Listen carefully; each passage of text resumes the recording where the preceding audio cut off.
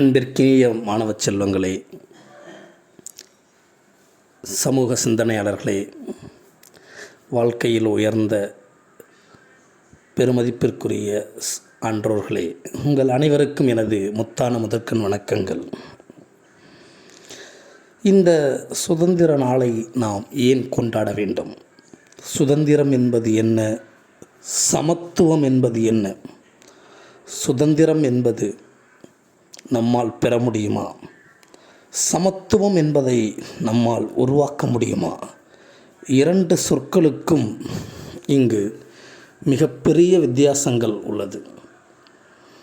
சுதந்திரம் என்பது நாம் எப்போது பெற முடியும்? சமத்துவம் என்பதை நாம் எத்தகைய வழியில் பெற முடியும்? இவை இரண்டிற்கும் அடித்தளமாக உள்ளது அடிப்படை கல்வியான கல்வி. அந்த கல்வியை நாம் எப்போது பெறுகிறோமோ அப்போது மட்டும்தான் நாம் சமத்துவத்தையும் சுதந்திரத்தையும் ஒருங்கே பெற முடியும்.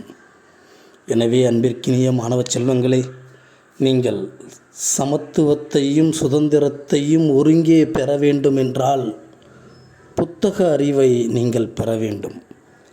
பாடப்புத்தக புழுக்களாக இருக்கும் நீங்கள் பொது நூலகத்தில் நூல்வெளியில் பல்வேறு கணக்கான நூல்களை படிக்க துவங்க வேண்டும். அப்போது மட்டும்தான் சுதந்திரம் என்பது என்ன, சமத்துவம் என்பது என்ன, ஏன் இந்த சமத்துவம் வேண்டும், ஏன் இந்த சுதந்திரம் வேண்டும் என்பதை உங்களுடைய ஆழ்மனது யோசிக்க தொடங்கும்.